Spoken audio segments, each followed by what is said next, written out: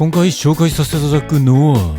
エルメスのシェーヌ・ダンクルブレスレット。エルメスは1837年にバグ工房として生まれ、もう約2世紀近い歴史のあるブランドですが、こちらのシェーヌ・ダンクルが発表されたのは1938年で、当時の4代目社長ロベル・ドゥマ・エルメスが港を散歩していた時に船のアンカーチェーンから着想を得てデザインされたと言います。名前のシェーヌ・ダンクルは怒りの鎖アンカーチェーンという意味で、デザインソースがそのまま名前となっています。ちなみにこのアンカーチェーンにも歴史がありまして、遡ること紀元前332年、アレキサンダー大王がチルシを攻撃した時に敵が船の怒り綱を切りに来るので、鉄の鎖を作ろうということで生まれたそうです。この中央にあるのはスタッドという名前で、このスタッドがあることによってリング同士のもつれを防ぎながら、さらに強度も高めているらしく、船を荒波の中でしっかり固定するために考え出された非常に機能的な構造になっています。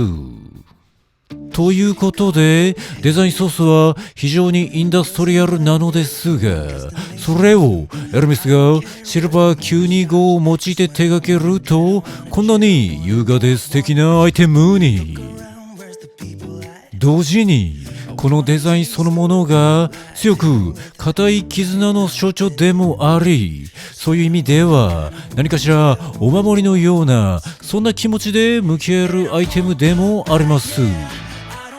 本当に綺麗なビジュアルでデザインの強度も高く、スタイリングの中でも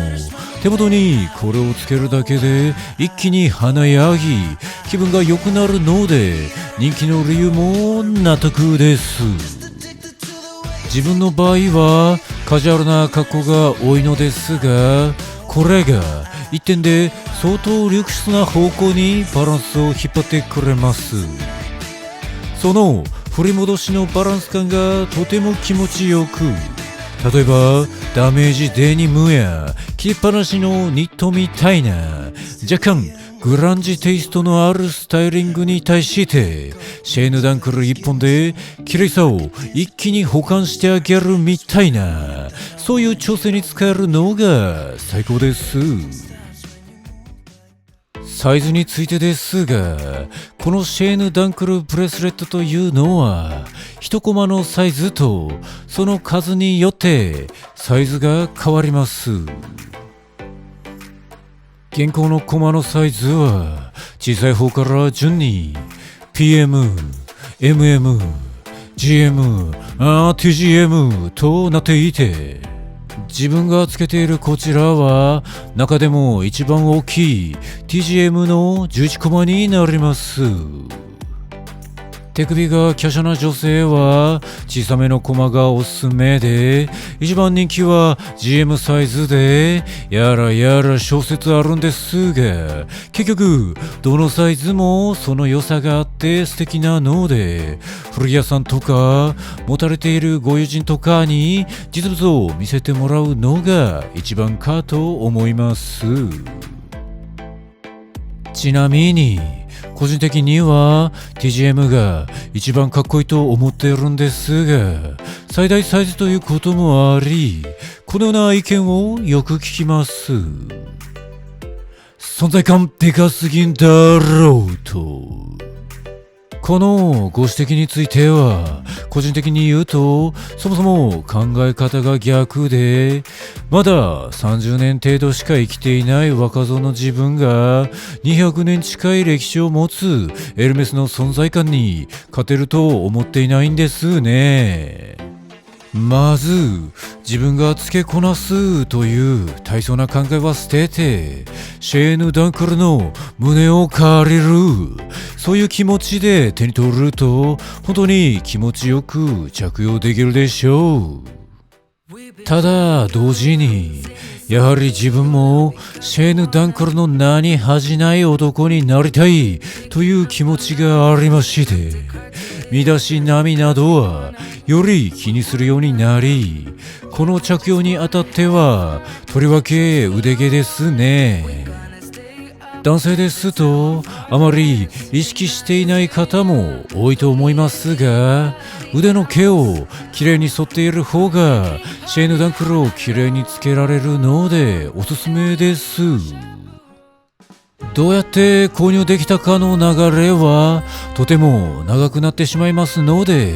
詳細をコメント欄に記載しておきますが、まとめると、自分はエルメスの高島屋新宿店で予約してから約1週間で届きました。ちなみに価格は2021年6月当時で19万2500円でした。ただ、その時からかなりの円安進行となっておりますので、これからもっと高くなっていくという可能性も加味しつつ、欲しい方は一度エルメスのお店に在庫を問い合わせてみるところから始めてみるのがおすすめかなと思います。個人的には高級時計と欲しいジュエリーは先に買ったもん勝ちと思っておりまして、買った日から使い続けてしまえば日割りで考えてただみたいなもんです。ちょっとしたインフレ対策も兼ねながら着用ができるので本当におすすめです。